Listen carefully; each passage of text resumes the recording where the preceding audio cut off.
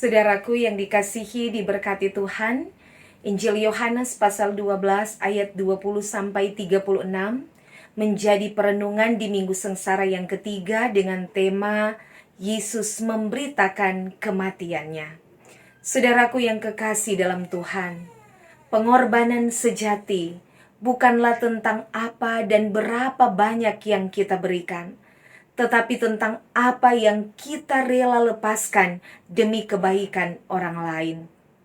Pengorbanan adalah harga yang harus dibayar, bukan hanya untuk diri kita sendiri, melainkan untuk kebahagiaan orang lain juga.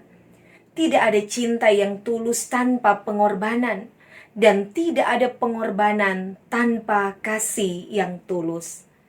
Pengorbanan adalah bentuk kasih yang paling murni, kasih yang tanpa syarat, kasih yang tidak menuntut balas, kasih yang tulus, yang melampaui kepentingan diri sendiri dan mengutamakan kebahagiaan orang lain.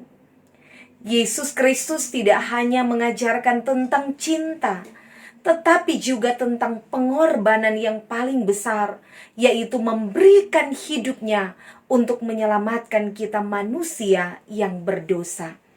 Kematian Yesus di kayu salib adalah bukti cintanya yang tak terbatas, bahwa dia rela memberikan segalanya demi manusia yang dikasihinya. Melalui kematiannya, Yesus tidak hanya menyelamatkan dunia, tetapi juga mengajarkan kita makna pengorbanan yang sejati. Yesus memberitakan kematiannya bukan sebagai akhir, melainkan sebagai awal dari kehidupan yang kekal bagi setiap orang yang percaya kepadanya. Saudaraku yang terkasih dalam Tuhan, dalam bacaan kita saat ini, kita melihat bagian penting dari Injil Yohanes yang menyampaikan pengajaran Yesus mengenai hari kematiannya sudah dekat dan bagaimana kemuliaannya akan dinyatakan. Pada saat itu, beberapa orang Yunani datang mencari Yesus, yang menunjukkan bahwa misinya tidak hanya untuk orang Yahudi, tetapi untuk seluruh umat manusia. Perikop ini mengungkapkan makna pengorbanan Yesus di salib dan bagaimana hal ini mengajak kita untuk mengikuti jalannya. Diceritakan sekelompok orang Yunani datang kepada Filipus dan mengungkapkan keinginan mereka untuk melihat Yesus. Walaupun permintaan mereka sederhana, itu menggambarkan pencarian orang-orang di luar Israel yang mulai tertarik dengan pesan Yesus. Mereka ingin lebih dari sekedar melihat Yesus secara fisik. Mereka ingin memahami siapa Dia yang membawa terang dan pengharapan bagi dunia. Pencarian mereka mencerminkan hasrat, keinginan sebagai manusia untuk menemukan kebenaran dan keselamatan. Yesus datang bukan hanya untuk orang Yahudi, tetapi untuk semua bangsa, karena Dia adalah juru selamat seluruh umat manusia. Ketika Yesus mendengar orang Yunani ingin melihatnya, Dia pun menyadari bahwa waktunya telah tiba. Yesus berkata, telah tiba saatnya Anak Manusia dimuliakan. Ini adalah puncak dari rencana keselamatan Allah, di mana Yesus akan menyerahkan dirinya untuk mati di salib. Yesus menggambarkan kematiannya dengan analogi benih yang jatuh ke tanah dan mati untuk kemudian menghasilkan banyak buah. Sama seperti benih yang harus mati untuk menghasilkan kehidupan baru, Yesus harus mati untuk memberikan kehidupan kekal bagi umat manusia. Kematiannya bukanlah suatu kekalahan, melainkan sebagai kemenangan. Karena melalui salib, Dia membawa banyak orang kepada keselamatan. Yesus pun mengundang kita untuk mengikuti teladannya, siap berkorban untuk keselamatan orang lain. Dia juga mengingatkan bahwa barang siapa mencintai nyawanya, ia akan kehilangan nyawanya. Tetapi barang siapa tidak mencintai nyawanya di dunia ini, ia akan memeliharanya untuk hidup yang kekal. Barang siapa melayani aku, ia harus mengikut aku, dan di mana aku berada, di situ pun pelayanku akan berada. Barang siapa melayani aku, ia akan dihormati Bapa. Ini adalah panggilan untuk hidup fokus pada kerajaan Allah, bukan pada kesenangan diri sendiri dan kesenangan duniawi. Selain itu, Yesus pun menegaskan bahwa tujuannya bukanlah untuk memuliakan diri sendiri, tetapi untuk memuliakan Bapanya. Karena itu, dia berkata, Bapa, muliakanlah namamu. Melalui kematiannya, Yesus akan memuliakan nama Allah Bapa, karena pengorbanannya membawa keselamatan bagi dunia dan menunjukkan kasih Allah yang luar biasa. Ketika Yesus berbicara tentang kematiannya, suara dari langit terdengar, "Aku telah memuliakannya dan aku akan memuliakannya lagi." Saudaraku yang diberkati Tuhan, suara ini merupakan pengesahan dari Allah Bapa bahwa apa yang Yesus lakukan adalah bagian dari rencana keselamatannya untuk dunia. Melalui kematiannya di atas kayu salib, Yesus meraih kemenangan atas kuasa dosa dan maut, membuka jalan bagi semua orang untuk datang kepada Allah. Yesus menyatakan, "Dan aku, apabila aku ditinggikan dari bumi, akan menarik semua orang datang kepadaku." Yesus tahu bahwa melalui kematiannya di salib, dia akan menarik banyak orang datang kepadanya dan memberi mereka kesempatan untuk menerima keselamatan dan hidup yang kekal.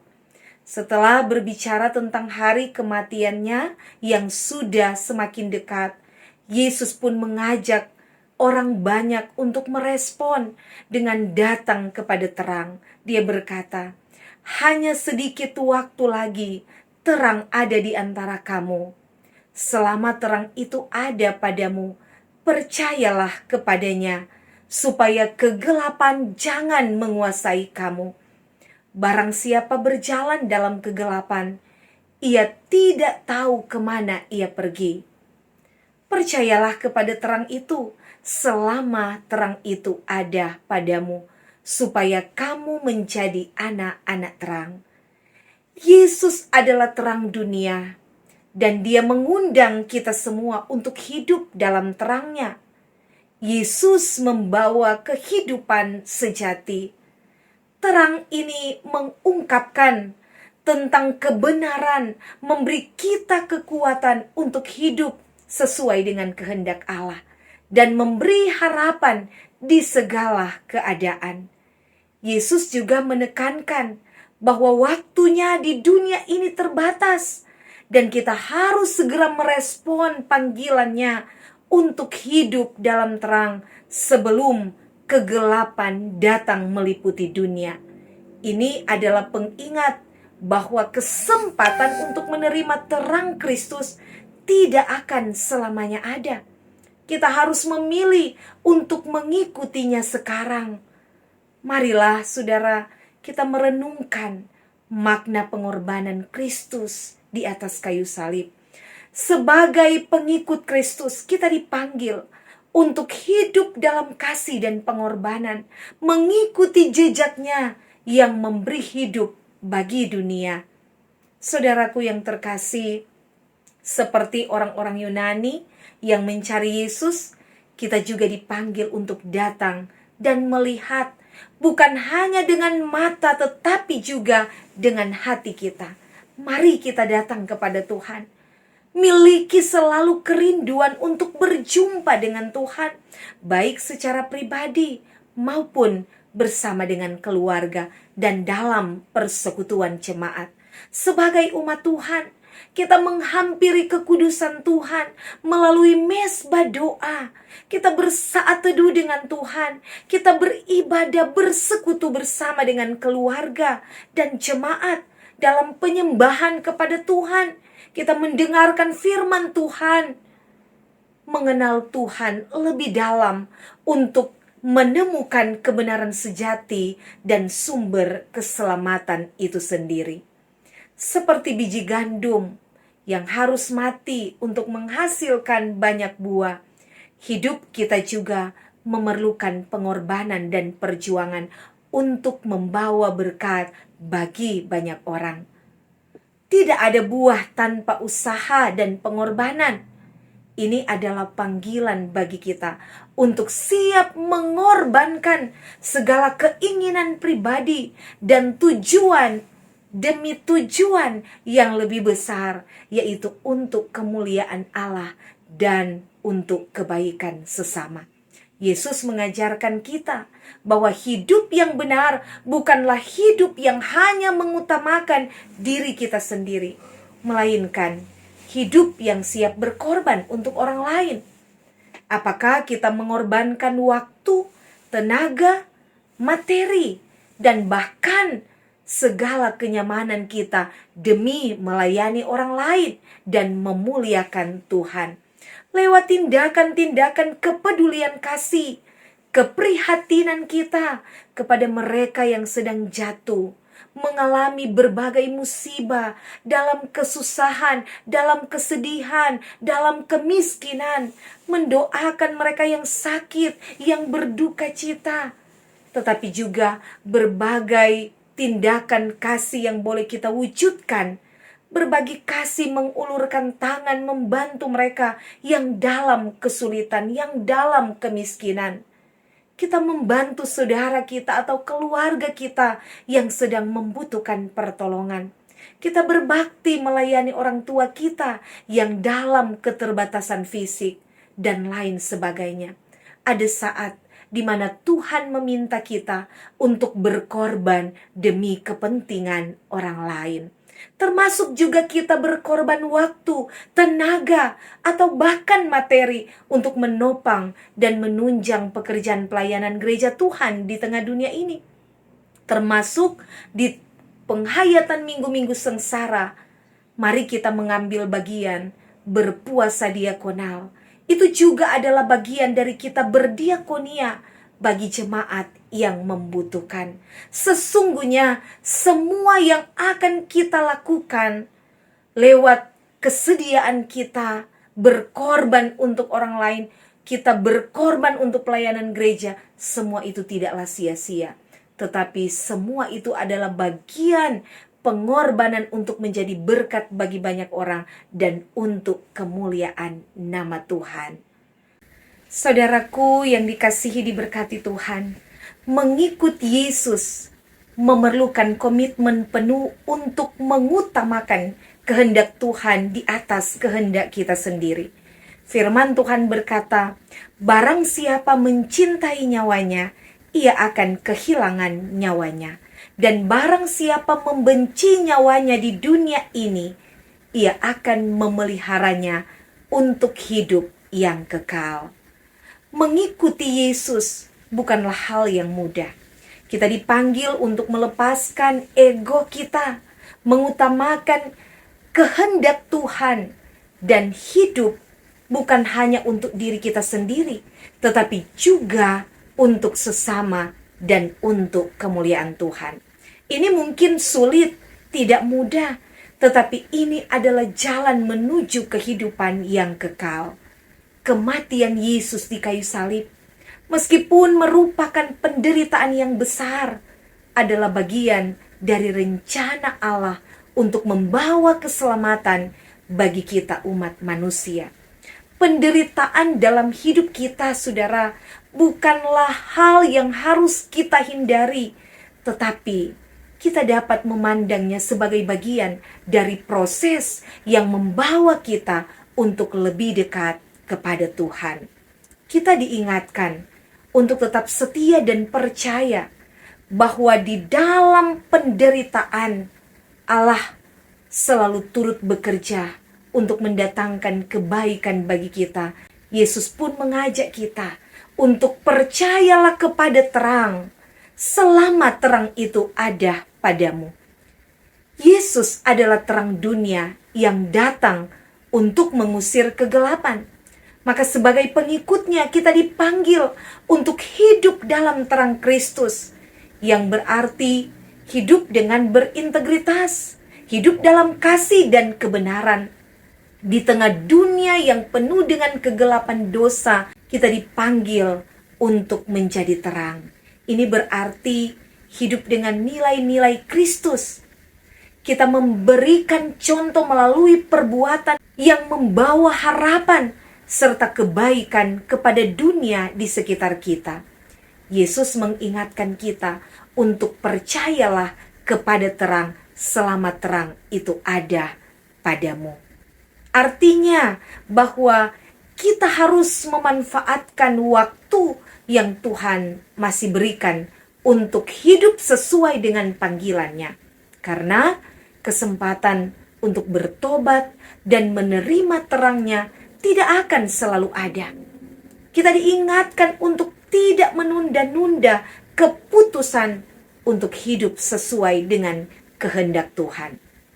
Waktu yang diberikan Tuhan kepada kita adalah kesempatan yang sangat berharga untuk melakukan perubahan. Untuk kita semakin bertumbuh dalam iman kepada Kristus dan menjadi saksi Kristus dimanapun Tuhan menghadirkan kita.